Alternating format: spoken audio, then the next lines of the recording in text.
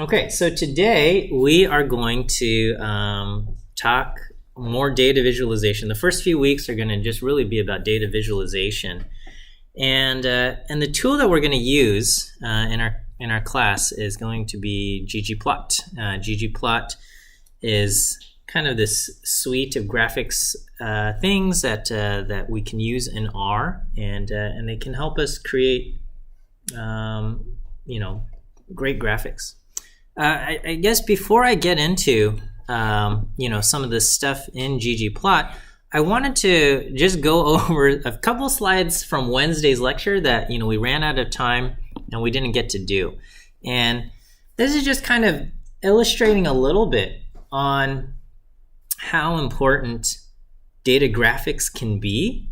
And one instance is the Challenger disaster. So in 1986, the Challenger space shuttle launched, and the O-ring on one of the solid booster rockets failed and exploded, and it killed the astronauts aboard the shuttle.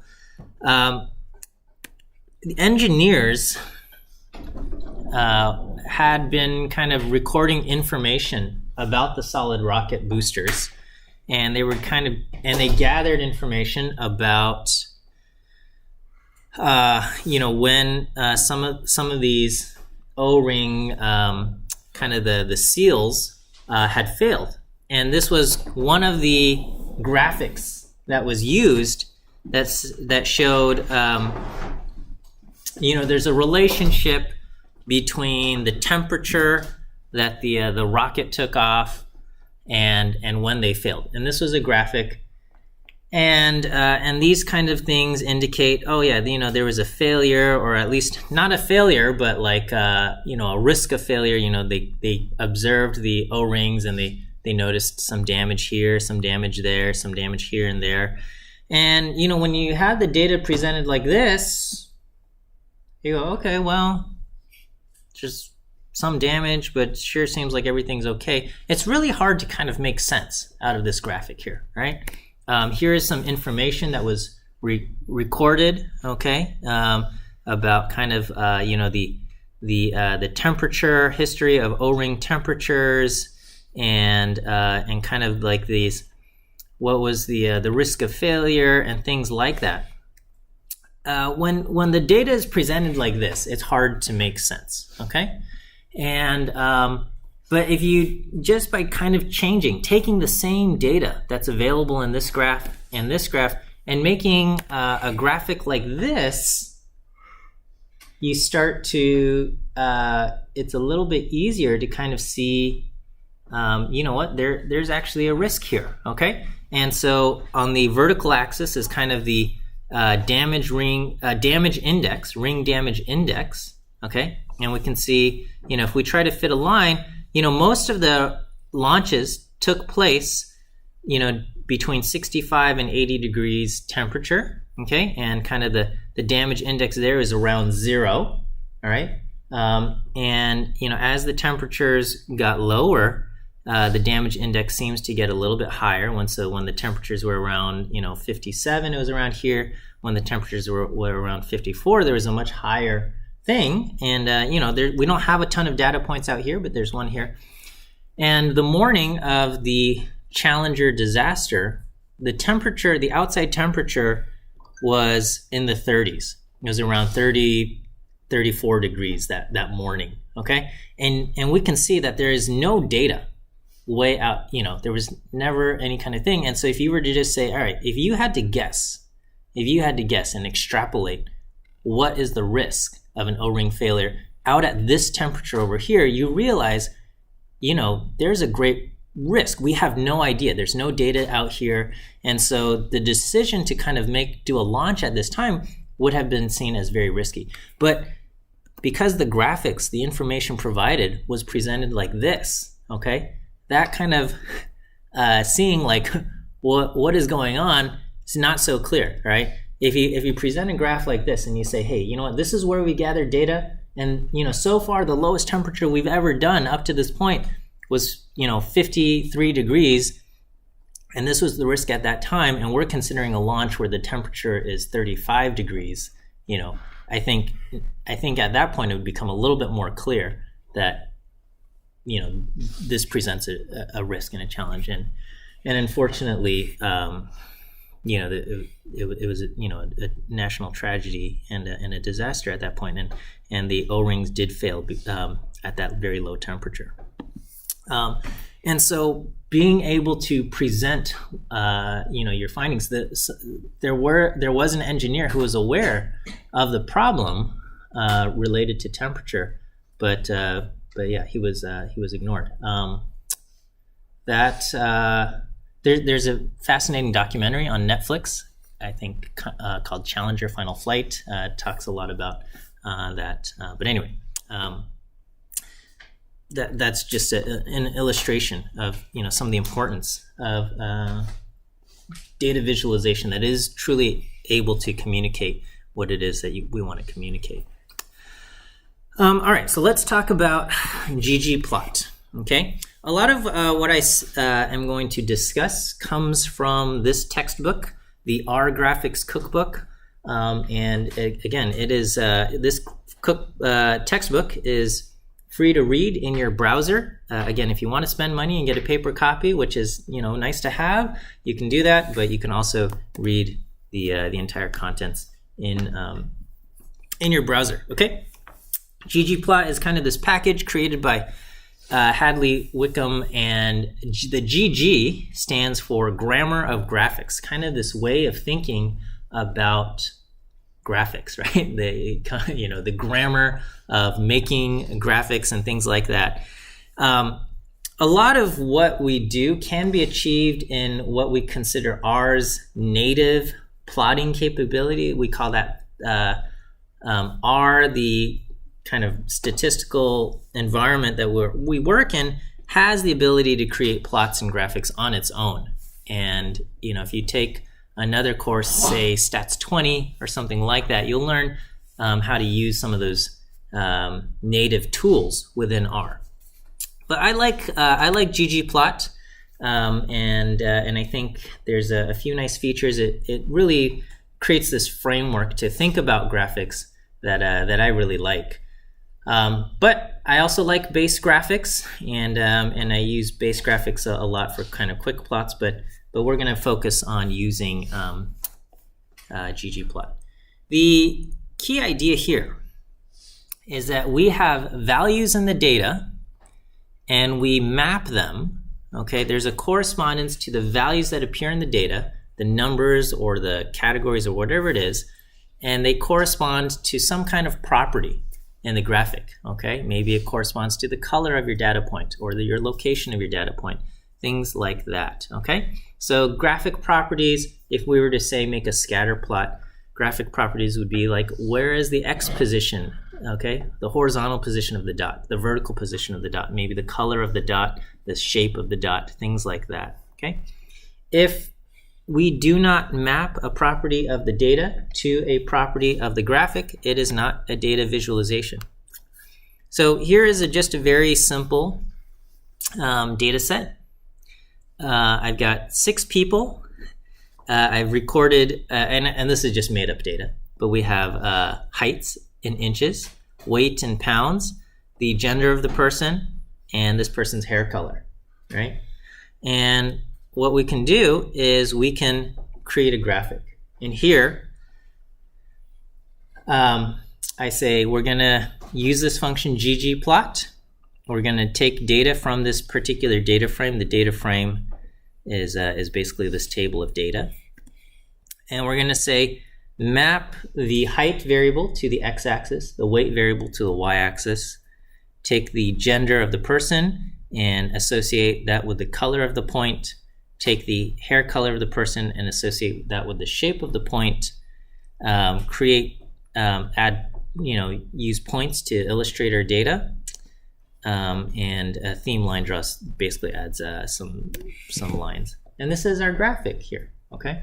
So we've taken the 6 data points in our table and we've created this data visualization, okay? And so we can see, all right, so this individual here is 62 inches tall, weighs 120 pounds. This person's gender is female.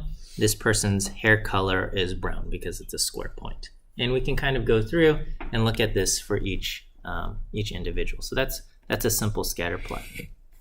Okay.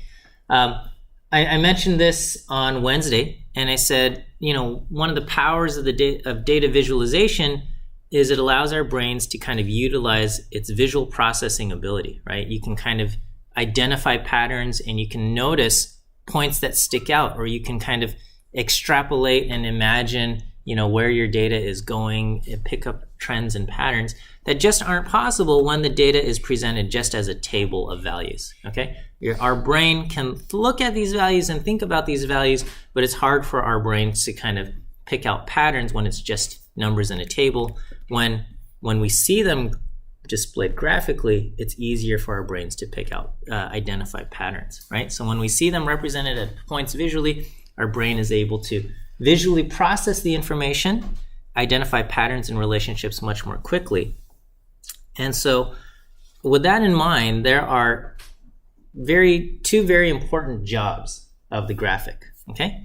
One is we have to go from the data to the graphic, and just as important is we need the viewer to be able to go from the graphic back to the data, okay? Just as important as turning our data into the graphic, we need the viewer to be able to go back from the graphic to the data.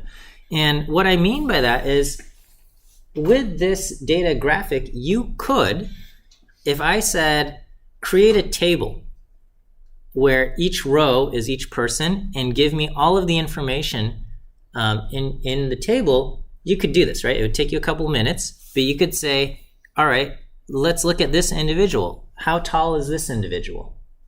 And you'd say, this person, okay, looking at the x-axis, probably around 72 inches tall. How heavy is this person? And you would say 190, right? And what is this person's gender? Male. What is this person's hair color? Blonde, right? And we can do that. We can do this for all 6 data points. And if I said your assignment here is to take this graphic and recreate this table, you could recreate this table, okay? And so we created the graphic by taking the data and turning it into this, and you, the viewer, can take this graphic and turn it back into the data. And those are kind of the key aspects of a data visualization, is that I can transfer the information here to you without necessarily having to read off every single value. I can transfer it to you in this visual way, right? And so you want to kind of keep that in mind, because that's the goal of data visualizations and data graphics, is that we want the viewer to be able to basically recreate this table if needed. Now sometimes they might not be able to recreate it perfectly, but if they're still able to get kind of the general idea, then that's good enough. Here are some terms that we will frequently see and discuss. Basically, the data is the values, what we want to visualize. You got columns of variables, and you got rows of observations. Okay. We have something called geomes. Geomes are geometric objects that we use to represent the data. So in our case, the geomes are these dots. Okay, the squares, the triangles, basically the points that are being graphed here. Okay. Other geometric objects that we have to represent the data are things like the bars. So if you think back to Wednesday's lecture, we had bars to kind of represent information. You can have lines, you can have different kinds of things to represent your data. Those geometric objects, the dots, the bars, all of those things, they have aesthetic attributes, properties. What is the height of the bar? Where is the location of the dot? What is the color of the dot? What is the shape of the dot? All of those things are different aesthetic attributes that we can change in the graphic. So for example, in this thing, I can change from a circle to a triangle or a square. I can change it from the color blue to the color I don't know, whatever, red or pink or whatever color we want. I can change it, I can change its position, I can change its size, I can change its transparency level, I can make it opaque, I can make it see-through, I can make it, kind of its intensity, different kinds of things. If I wanted to, I could put an outline on it, right? There's different kind of attributes we can do that could communicate some piece of information, okay? A mapping says, okay, we are going to put this variable's information and map it to this visual property. And that's what we do when we create the graphic, okay? Now, the scale is how should the value from the data go to the visual attribute, okay? Do large values go to the right and small values go to the left, okay? And where on the right, okay? Or should the value be, if the value is this, does it become dark or, whatever? That's the mapping. And guides are things that allow the viewer to go from the visual space back to the data space. So the most common guides are things like axis labels, tick marks, legends, right? So if I hid this legend over here, okay, if you didn't have this part here, this graphic would be much less useful because you would not know what the colors represent. You would not know what the shapes represent. And so you wouldn't be able to recreate your data. So without these kind of guides, okay, without the horizontal label and the vertical labels, that information is lost, okay? So in our scatter plot, we said I want to change, I want the height values to correspond to its x position. I want the weight values to correspond to the y position, and so on and so forth. So when we looked at this, what R and ggplot did was it automatically determined some of these attributes. And it kind of determined the scaling itself. It said, okay, the smallest value we have in the data is something around 60, and the largest value we have in the data is, I guess, 120 or something. And so, kind of the lowest, smallest value is 120.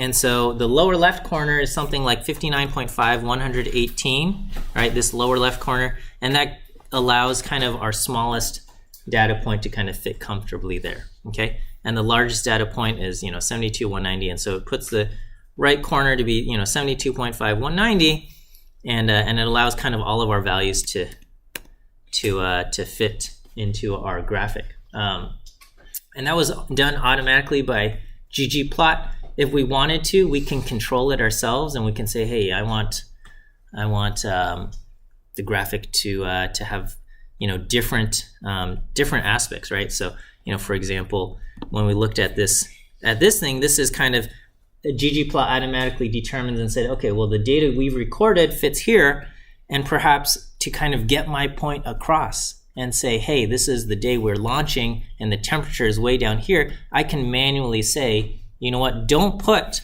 our smallest data point we had was like 55 degrees or something. Don't make that the leftmost edge. I want the leftmost edge to be, 30 something degrees, because that's where we're going. And so I can change, this is what we would say, we would change the scale, and we can, and that's to illustrate kind of, this is where we are over here. So, scales would kind of determine where, horizontally things are, or vertically, but also, also the colors and whatnot in our graph, okay? And the guides are also created automatically by ggplot, creating kind of the labels and whatnot. When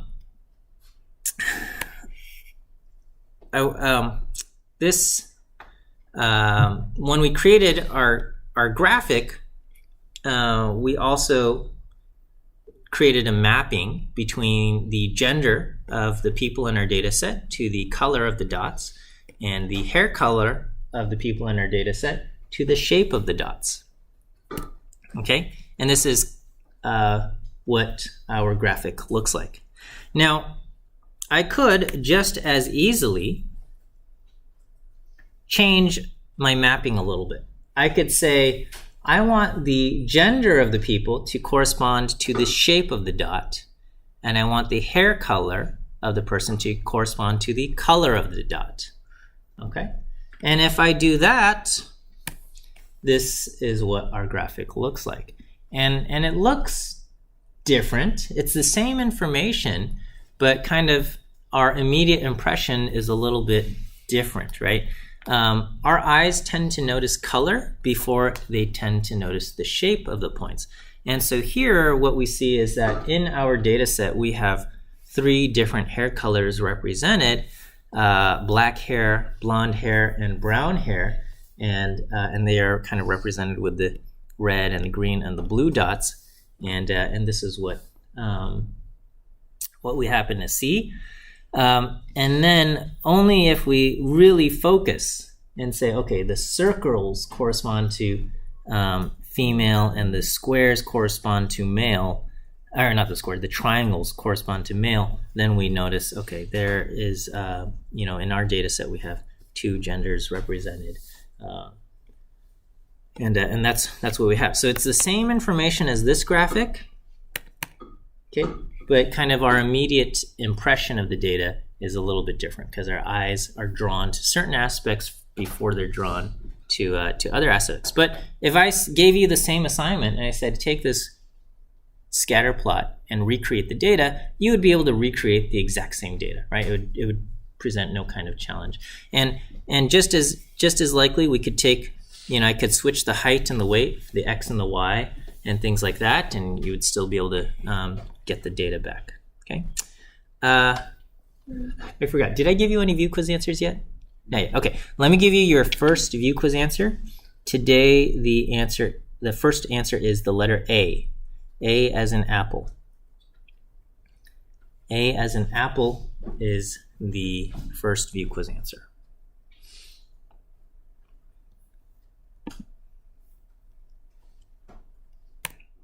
All right. So our eyes generally notice color before they notice shape. It's recommended that the more important categorical variable be represented with color, less important categorical variable be represented by shape. Okay. All right. Here is something. Is this possible? What if I took hair color? Right. So hair color in my data set. All right. So this is just a very small data set. Okay. And in my hair color, I have 3 hair colors, right? Brown hair, blonde hair, black hair. Okay. What if I said, put hair color on the y-axis and take weight, and again, my small data set, I think I had weights between like 120 and 190 pounds. We're going to say put weight and map that to color. Is that possible? Can we create a graphic like this? And what would this end up looking like? Yeah. Maybe it'll make a really big guide. Maybe it'll make a really big guide? Yeah. Let's see what we tell ggplot. This is what I want you to do, and it's going to do its best, and this is what it creates. Okay? So on the x-axis, we still have height, and what we have on the vertical axis is we have hair color. And it says, okay, we are going to position people with black hair vertically here, people with blonde hair vertically here, and people with brown hair vertically here. Okay? And as far as weight goes, okay, weight being a numeric variable, and in our data set ranging from 120 to 190, okay, we now say, okay, 120 is going to be this dark color, and 190 will be kind of this bright blue color. And again, the information in our data is present in this graph. And if I gave you the assignment and I said, take this data graphic and recreate the table, you could. You probably won't be able to get the weight numbers as accurate as you would in this graphic, but you would get something kind of in the realm of correct, right? You would say, okay, this is our darkest point, so this person probably weighs something around 120 points. This is our brightest point, and that one would weigh something around 190. And you have these values in between, and you'd say, okay, these 2 people have lower weights. These two people have slightly higher weights, and knowing exactly the exact numeric value of these points, maybe you're not going to get them 100% right, but you'll get something in the vicinity. You will get their hair color correct. You'll get their gender correct. You'll get their height pretty close to correct. And so it feels strange saying, let's take something like the number and associate it with the color. And in the categorical variable, we might not be accustomed to putting on a vertical or horizontal position in a scatter plot, but it's possible. It's possible. And this is just a way for us to kind of, again, map properties of the data, right? The values that we see in our data to visual aspects in the graphic here. Okay. So, on the surface, representing a number with a y-coordinate may seem very different from representing a number with the color of the point, but kind of at an abstract level, it's the same idea. We're taking a value and we're turning it into a visual property. Okay, we're taking a value and turning it into a visual property. That's what we are. That's what we're doing here. So certain aesthetic attributes or visual properties work better with categorical variables. Others work better with numeric variables, and some work fine with either ones, right?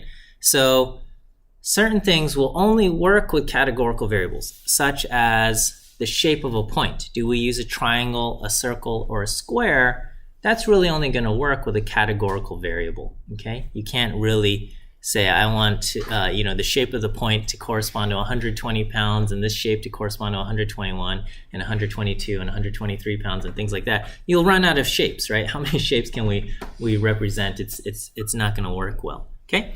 Other attributes, aesthetic attributes, work with either categorical or numeric continuous variables, such as the x position, the y position, and even color. Color might not be our first choice for representing something numeric, but it is possible, right? You can have different shades, brighter, lower, or darker shades and things like that. Maybe you've seen maps, political maps of not, which states went vote red or blue, but maybe you see kind of like counties at like this purplish level, right? And it's kind of like, these counties are, a redder shade of purple. These counties are a bluer shade of purple. But you're getting this numeric variable, which is kind of like the percentage that voted, for one party versus the percentage that voted for another party. And, you're getting kind of different shades there, right? So that is color representing a numeric variable using the shade, right? So let me see. Wikipedia 2020 presidential.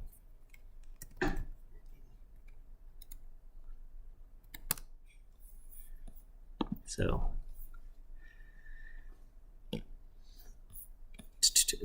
we often see this kind of map for the Electoral College, but if you scroll farther down somewhere, oh man, this is a long thing, right?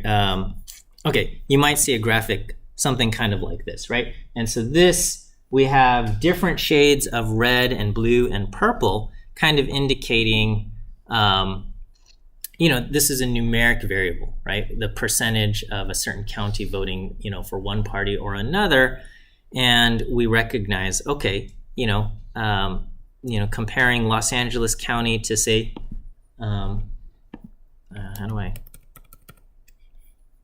Orange County, we can see, Los Angeles County is bluer than Orange County, okay? But Orange County is, more purple than, say, I don't know the name of this county in the middle of Texas, okay? But we can see, okay, these counties over here in Texas are very red, and, these things that kind of correspond to the big cities in Texas are, more purple or blue or things like that, right? So these are, so we have numeric attributes can be represented with color, and And this is a visual thing that I think we're able to look at and understand, right? So we're able to get the information out of this graphic from something like that, okay? For bar graphs, where you put your bars is usually categorical. And then for scatter plots, generally your X and Y things are going to be numeric. Okay, I have this thing that says ggplot versus base graphics. I'm going to skip over it. Basically, the point of this thing in the notes is that if you wanted to create a graphic like this in base graphics, it's a big pain, all right? It's a big pain to do it in base graphics because you have to manually create a legend, and it's possible, but it's a pain. So this thing we can kind of skip over. It's not really worth our time. Just know trying to create graphics in base R is complicated graphics can feel tedious. Okay, let me give you your second view quiz answer, which is the letter E. E as in elephant. E as in elephant is our second view quiz answer. All right, let's talk about building this simple graph. And so we're going to talk about ggplot. And when we make a plot in ggplot, it requires our data to be what we call tidy.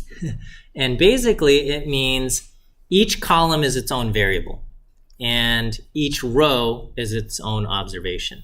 And I would say that's probably our most common way to represent data. But you might get data where it is not in that form, where you might get like a summary table instead, okay? And in a summary table, the columns themselves don't represent variables, but the column might have like a whole bunch of values and each row is a different variable or something like that, okay? ggplot doesn't work well for something like that. You got to kind of restructure your data. But this is an example. The small data set that we're working with are 6 people and the 4 variables we're recording. This is tidy. Each row is an observation. Each row is a different person.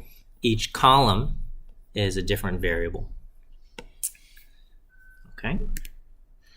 And we can start off, and I can say make a plot, all right? And so the command that we use to create a plot is we write ggplot, and we start off by saying where our data is coming from. Our data is stored in a table that I've called df, right? And the command to create a table in or data frame in R is data.frame. There are other commands like tibble, which creates basically a table. And you can also load up some existing data in R by calling a function called data, or you might have data that exists in a file and you say read in this file, read a CSV file type of thing. So there's different ways to get our data. Right now our data is I've kind of created this manually using this function data.frame. Don't concern yourselves too much with the details of this thing. But one thing I do want you to start preparing yourself for is if you've never done any kind of coding before, one thing that is very frustrating is that every single character matters, okay? If you use a capital letter when it's supposed to be lowercase, it's not going to work. If you leave a comma out, it's not going to work. If you leave a quote mark out, it's not going to work. Every character kind of matters when you are dealing with encoding things. And so that is a skill that you have to develop. Our eyes, when we read things, when we read words, we're able to just like recognize words even when they're misspelled, and our eyes are able to interpret things, right? And you can and I don't know, we've probably seen some of these things online where like the letters in the word are all mixed up, but we're still able to read it. Duplicate words appear, and we're still able to read it. Our brains don't even detect like duplicate words, right? If the word the shows up a couple times in a sentence, we might not even notice that. And so, when we read text, our brains kind of go through paragraphs of text and don't worry about these little details. It's an entirely different paradigm when we're dealing with code. Characters matter.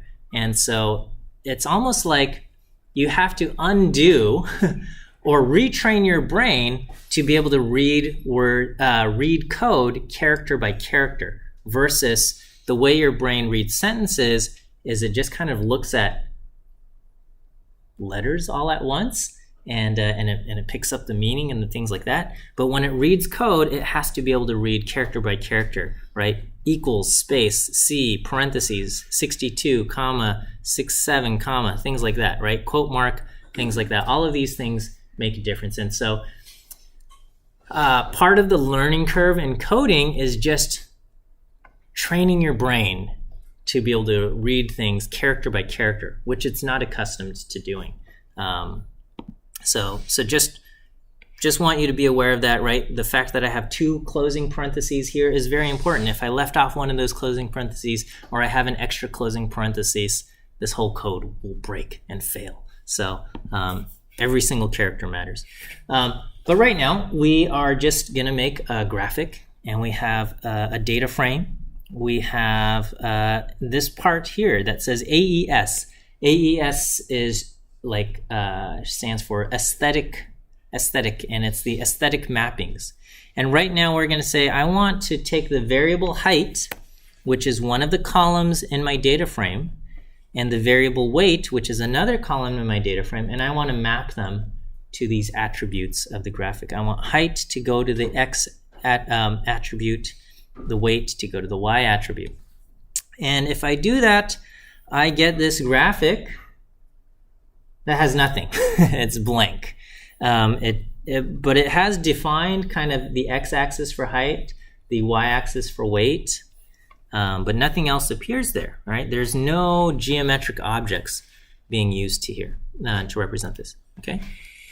And so, at this point, ggplot doesn't know if we want bars or lines or points or something else to be drawn, but it does kind of say, all right, well, I've looked at your data. I've looked at this height column, and I see the values in the height column, and therefore I'll kind of choose, the left and the right edge of my scale. I've looked at the weight column in your data, and I'm going to choose kind of a bottom and a top part, and it just kind of does that automatically. Again, you can manually change any of these things, but ggplot says, all right, then I'm going to use my best guess, and that's what we get, okay?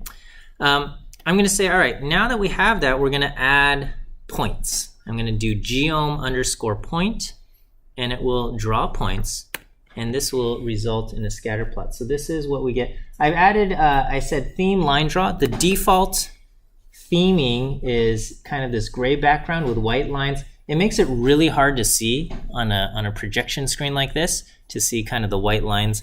So I often do theme_line draw, which kind of draws all of my grid lines in a thing. And what do we get? We get dots for each of my points, okay? And if I said, okay, take this graphic and recreate the data table, the data frame that we have, can you do it? Well, you could recreate 2 of the variables, okay? Height and weight. Yes, question?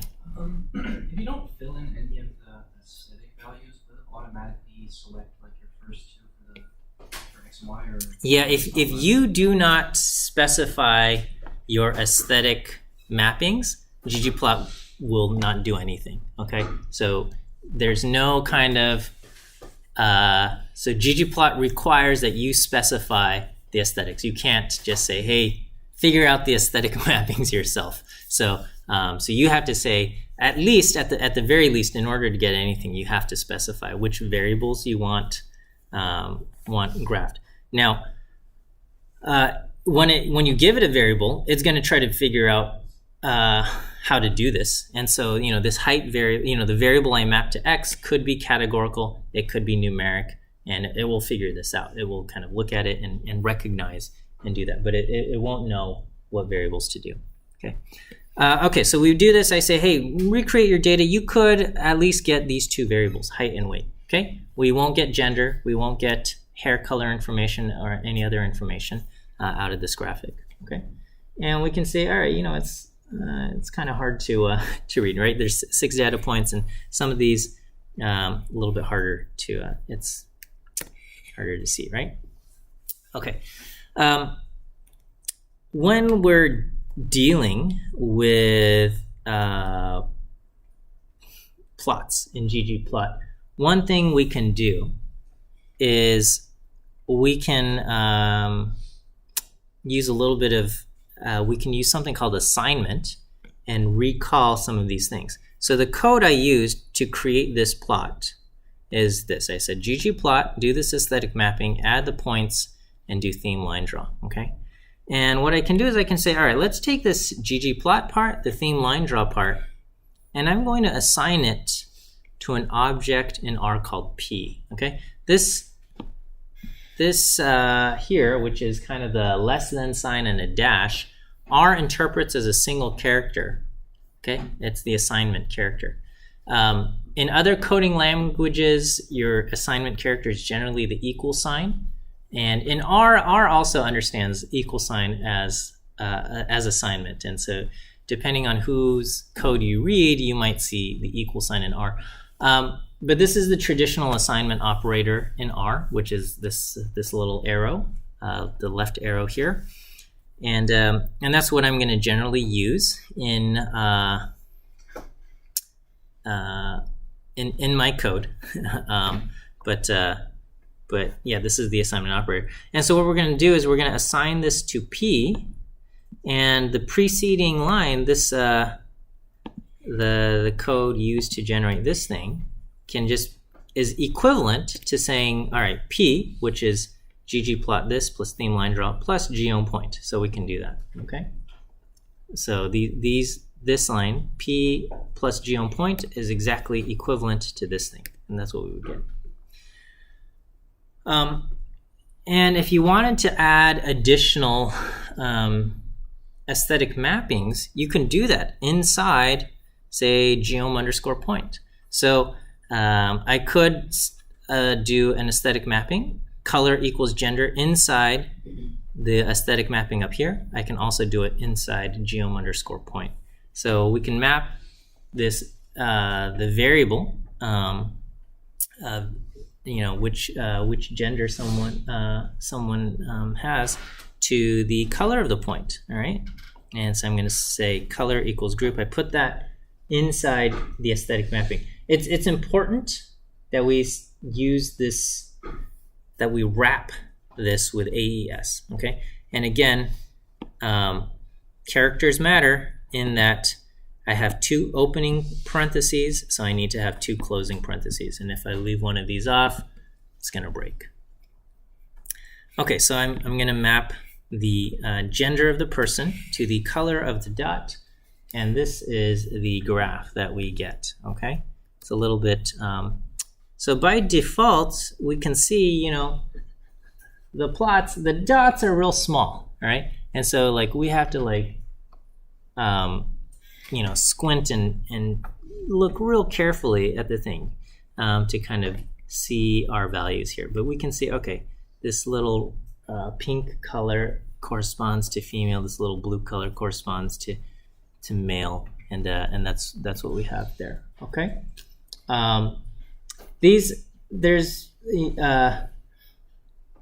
it's just a coincidence that these happen to align with traditional, I don't know, baby colors or something. Okay, it's R doesn't actually know. It's general. If you have 2 categories, it'll do this kind of this reddish pink and this teal blue color. If you have 2 categories, if you have 3, you get kind of a red, green, blue, and if you have 4, it kind of defaults to these things, and it's just by coincidence that they happen to kind of align with this. I don't know, gender reveal party colors, but anyway, that's just a coincidence. Okay. Now, adding this mapping of gender to the color of the dot doesn't change any of the other aesthetic mappings that we have, the X value and the Y value, okay? Now, remember, notice I put the color inside AES, and what that says is the color of the dot is going to be associated with this column in the data. In our case, the column in our data is the gender of the person, right? And this is a small data set. We just have 2 genders. If we had a larger data set, we might have other genders appear in there. This is what we have here. If I said instead color equals blue, this is what we call a setting, okay? This is not an aesthetic mapping. This is a setting. It is not inside the function AES, right? So over here, we have color equals gender inside AES. That says we are mapping an aesthetic to a data property. Here I have color equals blue. This is a setting. We are just saying all the points are going to be blue, okay? All the points are going to be blue. And when you use a setting, and when you say all the points are going to be blue, the points no longer communicate anything, or this visual property no longer communicates anything about the data, okay? All of the points are blue, and therefore the color of the dot doesn't tell me anything about the data, right? We are getting no information about the data. Here I'm saying the size of the dot is equal to 10. So even though these dots are big, the size of the dot does not tell me anything about the data. Okay. If I wanted to, I could associate the size with, say, some property of the data, right? So we could say age. All right. So if we gathered, we don't have this recorded in our data set, but I could record the person's age, and we can associate it with the size. And we can say small dots mean the person is young, and big dots mean the person is older, or something like that, right? We could associate, do an aesthetic mapping between size with an attribute of the data, or, back here we have the color associated with the gender. Over here, the color does not tell us anything about the data. So these are just settings, and you can make choices about this, right? So, my personal preference is that these 2 dots are too small for them to be really useful in this thing. It's a little bit hard to see. And so way back here, I just chose the setting that all of the dots are going to be big, okay? But the size of the dots here don't communicate anything about the data, okay? And similarly, when you choose a setting, they are not inside that AES function. They don't communicate anything about the data, okay? We talked about changing the scale, and so if for whatever reason we wanted to change the scale on the x-axis, I could say the largest value is going to be 100. Now, that probably doesn't make sense because 96 inches is 8 feet tall, and I don't know if it makes sense to make a graphic that accommodates people up to 8 feet 4 inches tall. I don't know. I mean, yes, there are some people who are that tall. I don't know. How tall is Kevin Durant? He's 7 feet, right? He's one of the tall ones. So that would be at 84 inches, and so he would be over here. I don't know who's the tallest player in the league. Do anybody know? Yao Ming or Global. Yeah. Okay. Yeah. Back in the day, right? Yeah. So. That would be like 91, and that's unusually tall. But you could change the scale if you wanted to. ggplot kind of automatically looks at your data and says, all right, this is the smallest and these are the largest, so we'll at least accommodate those. But if you wanted, and again, like in the Challenger thing, so you can say, okay, this is what we have in our data, but I really want to kind of drive the point home that we are entering uncharted territory. You can change the scale to kind of fit that in your graphic, okay? Things like the color is also a scale. So again, ggplot automatically determined the color, okay? But I could say, you know what?